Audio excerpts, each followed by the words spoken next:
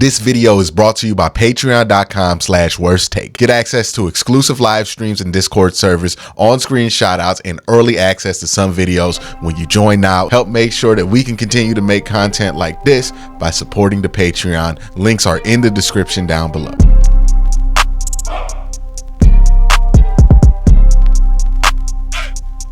Okay, let's get back into the mock draft grind and what I'm trying to do this year to differentiate the mock draft series from years prior is I'm not just going to come on here, do a simulated mock draft. I'm going to try to add something new to each point of a mock draft that I do. So 2.0 is going to be a little bit different than 3.0. 3.0, there's going to be something new in 4.0.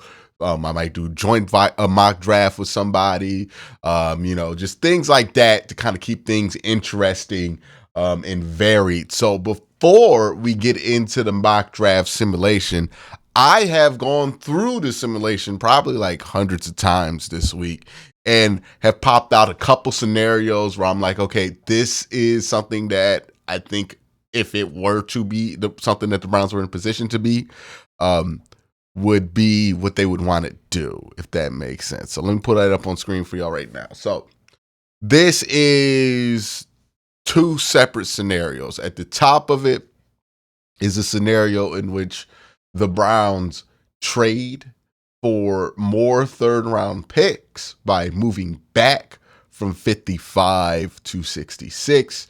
And this second one, the bottom one, the Pro Football Focus one, is one where, hey, the Browns stick at 54, and they just pick on from there.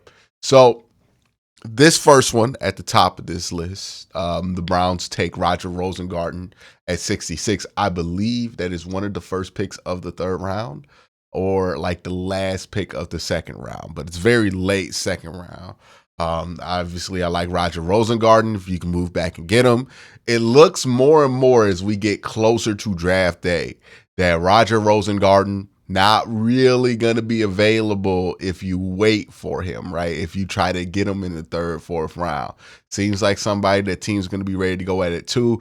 And with somebody like Kingsley Sumatia going up into the first round, and like how many tackle prospects are going to be gone by day two, I really do think that you probably have to spend a second to early third to get Roger Rosengarten. I think the upside is tremendous. At the very least, I think he'll be a solid swing tackle for your football team. Best case scenario, he could be a really good left tackle. I think it is most certainly worth the pick there.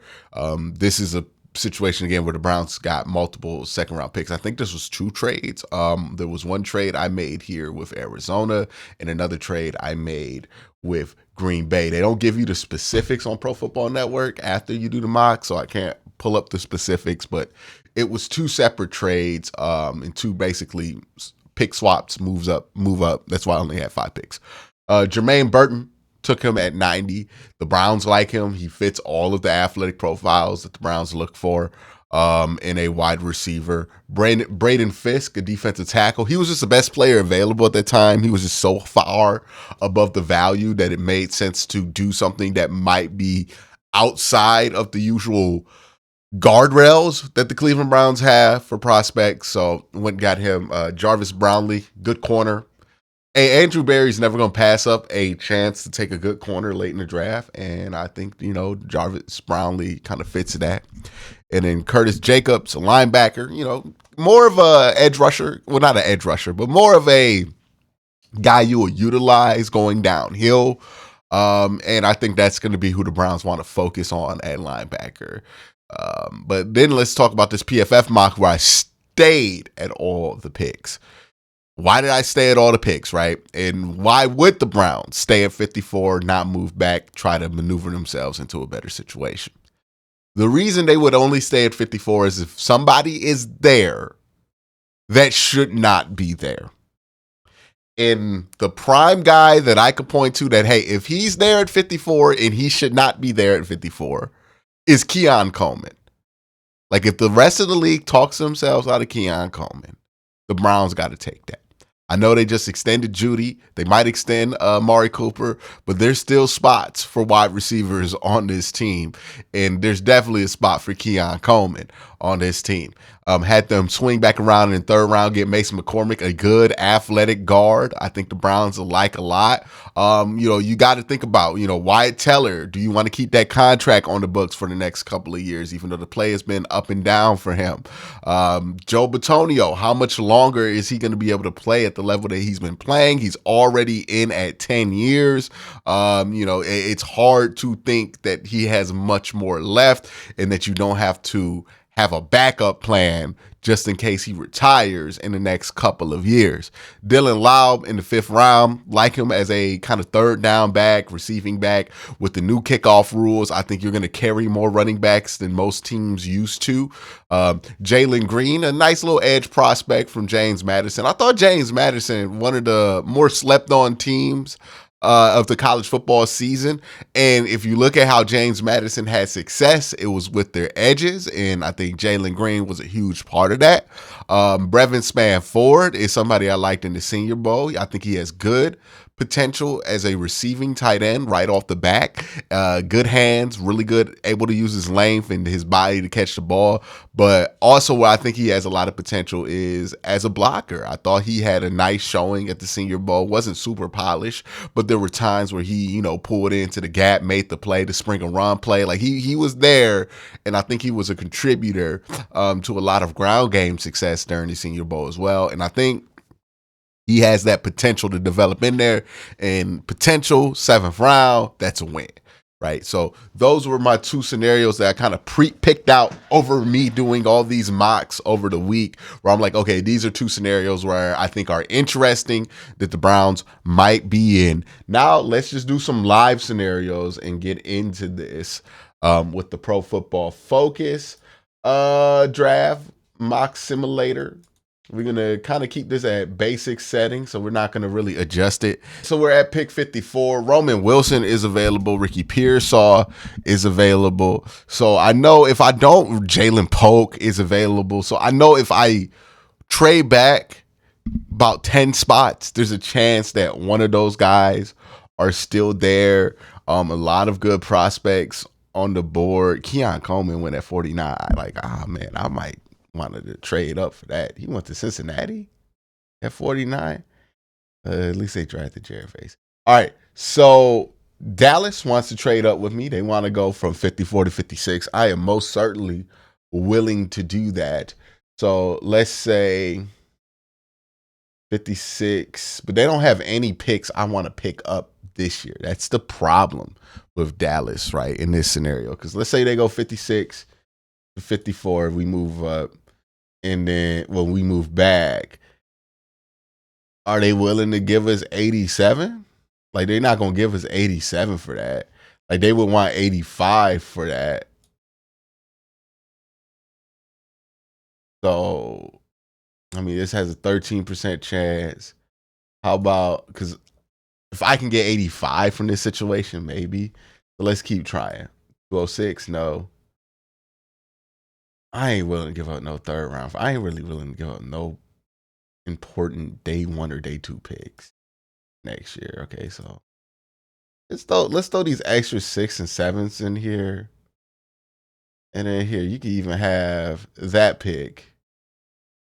And we could do a pick swap where I have 206 and you have 216. That's a pick swap. So basically trading the back end of my draft to try to get 86. So I stay at 57. Well, I go back to 57. I'll pick up 87. And I'll get 216 and move back from 206 to 216, basically. And they'll get 243, which I really don't care about. This has a 36 chance of being picked up. Now I got it. Okay. Yeah, let's try it. Let's see if they get it. Let's see if we get it on 36%. Worth it. Okay, they accepted the trade. So I move back a couple spots, but I pick up a 3rd round pick, and then I get, all right, not terrible. Not terrible. All right, so we moved back a couple spots. Ricky Pearsall is gone. Rook is gone. I ain't gonna try to pronounce that. All right. So still a ton of interesting prospects here. I do have those 2 third-round picks, which does change how I look at this board, because if I'm looking at wide receiver right now, I'm like, man, I wouldn't mind taking Roman Wilson. I wouldn't mind taking Jalen Polk. I wouldn't mind taking Xavier Leggett. I wouldn't mind taking Jalen McMillan. Then you go down here to guys who are likely going to be available, like Jamari Thrash, Johnny Wilson. I don't really like Johnny Wilson like that, but I'll talk about that in like a Q&A. But then Malachi Corley, like I like him. There's a lot of wide receivers I feel like I like here. Let's go to interior offensive line. So interior offensive line, Christian Haynes is there. But I also like Mason McCormick. I think the league's kind of low on him. So I think there's a chance that Mason McCormick might be there at the 3rd round. And I don't know if I like Christian Haynes 30 more spots than Mason McCormick. Like, I think I like them similar levels. If I go to tackle, that is the one position where I'm like, okay, there's some decisions that need to be made, because I don't really love how PFF has them ranked right now. Most of these guys that you see right here are like 28 years old. Not 28. They're 24, 25 years old. A lot of tread on the tires, right? Then you got guys like Dominic Puny, who's a guard. Matt Gunklavitt, like I don't like him. Christian Jones, super old. Same thing with, I think Patrick Paul is not old, but Blake might be old. So not really in love with that. The one tackle I do like is Roger that's available, because there was just such a crazy run on tackles at the top of this 2nd round and at the end of the 1st round. So pretty much what, you see Kingsley gone, you see Jordan Morgan gone. And then if you go into this 1st round, you're going to see even more tackles gone. I mean, like 1, 2, 3, 4, 5, 6, 7 tackles in the 1st round, 2 more in the 2nd round. We're talking about we down to our 9th tackle. So look, PFF's gonna kill me for this. You might kill me in the comment section for this, but tackle is something that the Browns need. I don't think Roger Rosengarten is the 148th best player in this draft class. I think he's more of a top 60 player in this draft class. So because I think he fits the pick value, and because I think that there's a bigger gap between Roger Rosengarten and my next favorite tackle versus guard, wide receiver, tight end, running back, I'm just going to take Roger here. So I know we're going to look at these wide receivers and people going to be furious at me.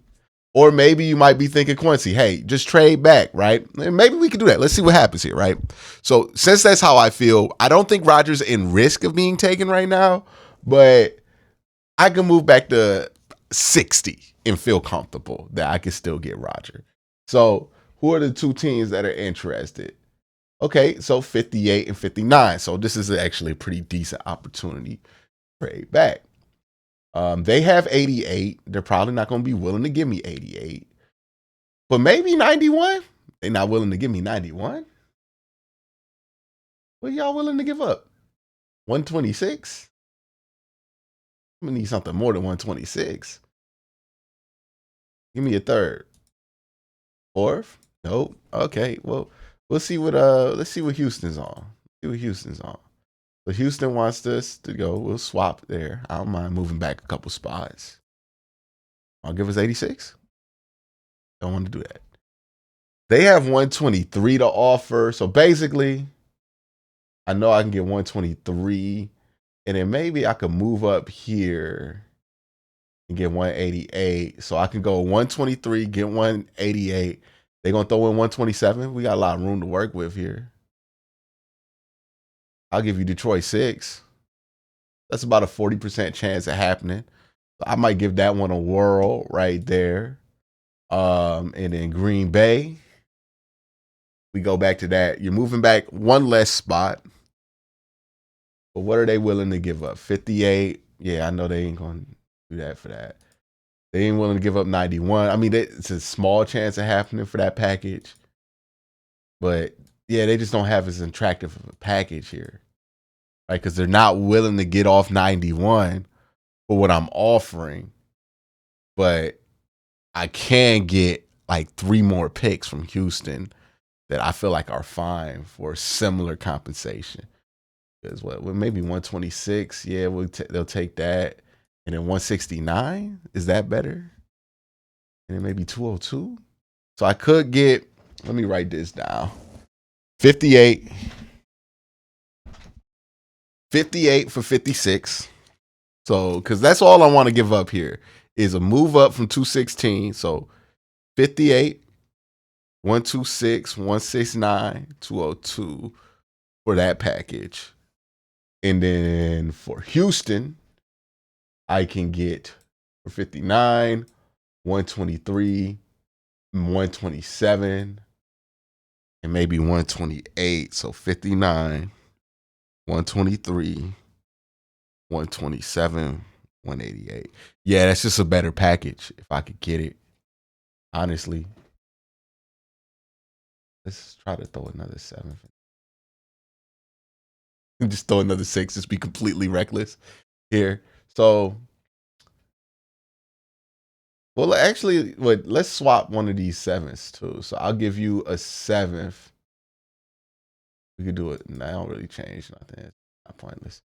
All right, so 40% chance here that they accept this. I think this is the better offer after my thinking about it. Let's see if we can get it. They accepted it. All right, so we moved back for 59. So we picked up 123, 127, 188. And it's a better move because it's every pick that we could have got from them is legitimately better. Every single pick. Okay, except for we moved back one spot. I think that's better. And then I recoup some of these picks too. And the guy that I want, hopefully not at risk of being taken. Nope. All right, so we're at 59. I'm going to take Roger Rosengarten right here. I'm going to maneuver back. And now the Browns, who came into this draft with 5 picks, now have 59, 85, 87, 123, 127, 188.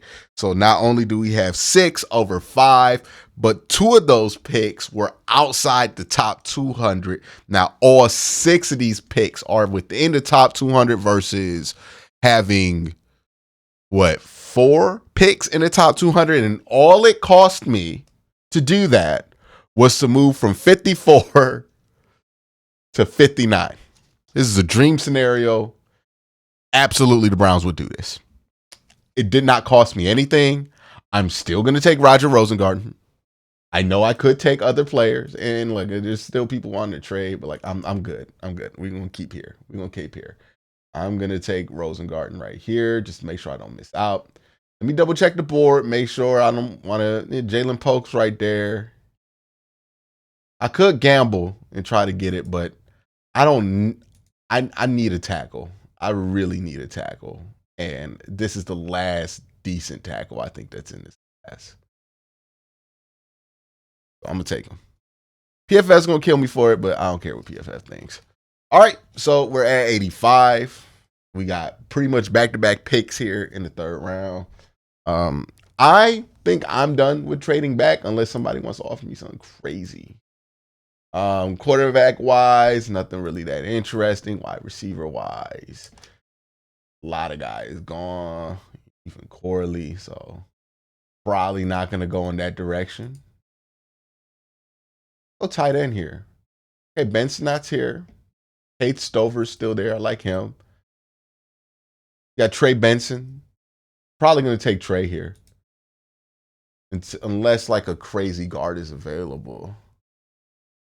So right now I'm thinking about getting Trey and McCormick or getting Cade and McCormick. But I think Cade, he could be there at 123. But if Cade's not there at 123, I also know Ben's going to be there at 123. So I have a chance to get a tight end that I like. So I'm going to go Trey and then swing around, get Mason. And that's going to be what I do in the third round. So let's do it. Get Trey. And then let's swing back and get Mason. We'll have to wait it out, see what's available. All right, now we're in the fourth round where we got 2 picks in the fourth round. Interior guys gone. Tackle guys gone. Let's go tight end. All right, Ben's there. I probably can get Ben at 127. So if there is somebody available that I'm like, damn, I don't know how much longer they're going to be there, I could take them, and if I really like them. But as I look at this board, Ben's the player that I want. So I'm just going to take Ben here. Right. And then we're at 127 here. Tyreek Smith. Don't really love it. Edges. Hey, let's see what edges are on. I am, be honest with you, I'm not real thrilled with like the day 2, day 3 edge class. It's not been super impressive to me. Yeah, like Jalen Green's there, but like I'll take him at 188 if he's interior guys. Don't really love any of these interior guys available. What linebacker has popping? That's Cedric Gray. Maybe. Corner. Elijah Jones. Interior guys. I already got a guard, so I really don't care. I got Trey Benson, so I don't need to look at running back. The wide receiver, I mean, this is where it might make sense to get another one. Quarterback even too. So that's really where I'm looking at right now. And of all these guys, who makes sense to me at this pick? Go ahead and get a linebacker. Yeah, let's get Cedric Gray. Let's get a linebacker. Make Twitter happy. All right, we're at the last pick of this draft. And I'm going to take Jalen Green. Edge. All right, so that was this PFF mock draft. I thought this was a very interesting one. Basically maneuvered. So first traded with the Cowboys and gave them, I gave them quite a lot for that trade back, to be honest with you. So I picked up their third round pick, 87. We swapped second rounders to move back 2 spots. And then I let them move up in the 6th round. So they went from 216 to 206. So they moved up spots there. But I did get to pick up a third round. They picked up a 5th round pick this year, a 7th round pick this year, a 6th round pick next year, and a 7th round pick next year in order for me to basically pick up their third round pick. So basically, if we're looking at the cost of this trade, I wanted their third round pick, and it cost me a 2-6, 2 7s, and a 5 and a 5th. I'm fine with that trade-off in a draft like this. Then I traded with the Texans, where we just did a pick swap for our second round picks. Also traded that pick 216 that I just got there to move up to 188. So I ended up going up, plus a lot of spots there from 206 to 188. I don't even want to do the math there, but a lot of spots. And then a 6th round pick. So I like that trade. Like, honestly, if I get that trade, I like it. Told y'all PFF was going to kill me for taking Roger Rosengard this high.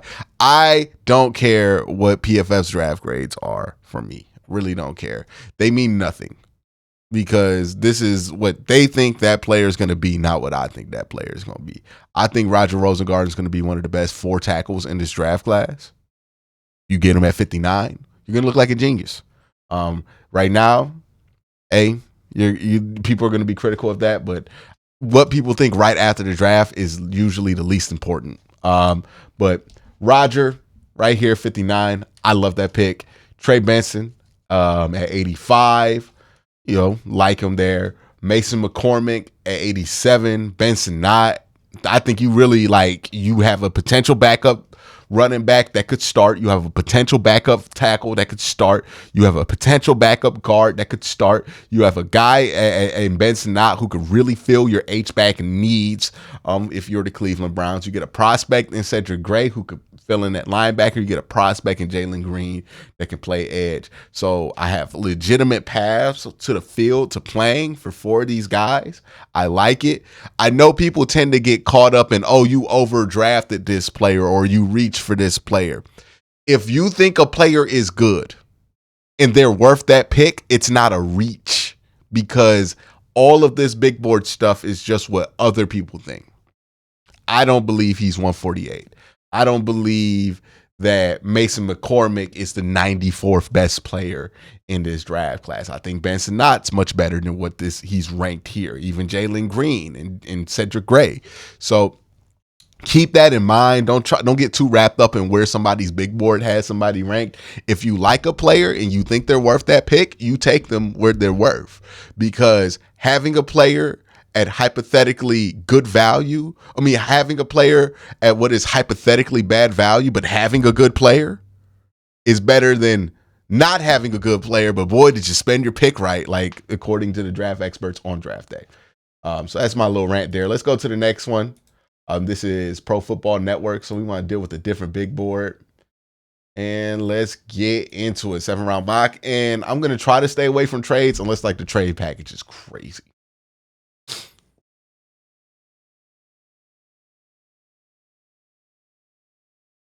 So Cincinnati offering me a pick 80. I don't want that. So I'm going to say no to that. Knicks 159. That's all the trade offers. All right, so Cedric. So this board values Trey Benson way higher than the other board, right? They got him at 44. The last board had Trey Benson at 90. This is why I say, look at Benson Knott. If I did this same draft that I did with Pro Football Focus on this one, they would think I'm a genius on this one. It's just super relative. You know what I mean? That's the point that I'm trying to get home. I'm not trying to say I'm a genius. I'm just saying, look how relative these rankings are, and how much they can just change and how much those grades can change based on that. All right, so offensively, the best player on the board is here. Ricky Pearsall, Xavier Leggett. Like Xavier. Let's see, who are the tackles on the board? Be honest, I'm going to just stick with what I like, right? I like Pearsall. I like Wilson. I like Leggett. But again, it's that same conundrum. Maybe if you don't go Roger here, you can come around and get Kieran. But look at the rate that these tackles have been flying off the board. I just don't think there's enough cushion that you can get a decent tackle at what is it, 85? But I think there's enough cushion to where, I might still be able to get Jermaine Burton, Jamari Thrash, or somebody like that if I go here. So I'm going to go Rosengard. Long wait, man. It's a long wait. We're going to reject that. We're going to reject that too. All right. Wide receiver here. Did you get Jermaine Burton? I'm going to go Jermaine Burton. Yeah, so real quick, just to those who are confused on why I don't love Johnny Wilson, he's 6'7", but the issue with him is he is really bad at catching the football. And for a big guy, those drops turn into interceptions. So I'll worry about that. I know some people say just flip him, put him in the tight end, make him play tight end. But that man is 6'7" and giant. He is giant. And nobody at Florida State thought it was a good idea for him to play tight end. Tells me that there's might be more to the reason why he's not playing tight end than what people are kind of assuming, right? Because even Jaheim Bell played tight end for them. He was 6'2". So, if they felt like it made sense, he would have been a tight end. And I don't think it ever felt like it made sense to them. So, Unfortunately, none of the guards I like are there. Again, that's why I think the Browns are going to trade back, because I would think they would like to get a guard that they like, a tackle that they like, and maybe a wide receiver like. But at 156, it's hard to get that trio going. Okay, so not really loving guard here. Go to all. Do all is available. Monty Bailey. Yeah, see, I'm glad I went tackle here. I'm glad I went tackle the last time. All right. Because we're down to Javon Foster. Where's my boy Rouse? Is Rouse still up there? Yeah. All right. Tight end's gone. Wide receivers pretty much decimated. We're down to Luke McCaffrey. Where's my guy? Is Dylan Laub gone? They took Laub? That's usually a pretty good lock at this point to get Laub, but he's not there either. Joe Milton. Defensively, Keith Randolph. Yeah, we'll go Keith Randolph. Go Keith Randolph. Like him. Good defensive tackle. Had a solid Senior Bowl as well. Not like a great one, but a solid one. All right, 206. He was at edge available.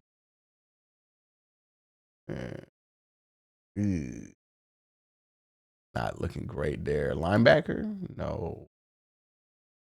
Corner, I mean,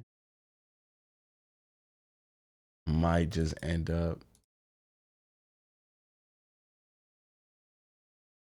Man, these running backs are geeks. All right. Let's go span forward. Let's just take Brevin. Brevin right here. And then we'll swing around and maybe take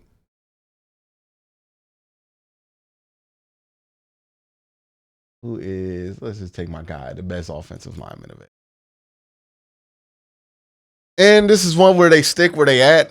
I don't really love this one as much as I like the other one, to be honest with you. You still get Raj there, a tackle at 54. Jermaine Burton, wide receiver. So I like that one. I would love with this trio of your first 3 picks to somehow find a way to get a tackle that you feel good about their potential, a wide receiver that you feel good about their potential, and a guard that you feel good about their potential. Like, that's my packet of 3 positions where I'm like, I want to prioritize that and try to get some players with some decent potential in the building there. Everything else after that, you know, it is kind of just like, hey, let's see what's there. So Keith Randall, Brevin Spanford, Prince Pines. I don't hate those picks. I like those picks. But, you know, I would have loved if I could have got a guard in there earlier. One of the guards that I feel like are more of a top 100 prospect. But that's my thoughts on this mock draft. Let me know what you think in the comment section below. What kind of trades do you think the Browns should work out, and what spot range do you feel like the Browns should try to target in the draft? Y'all have a great day. Have a better night. Peace.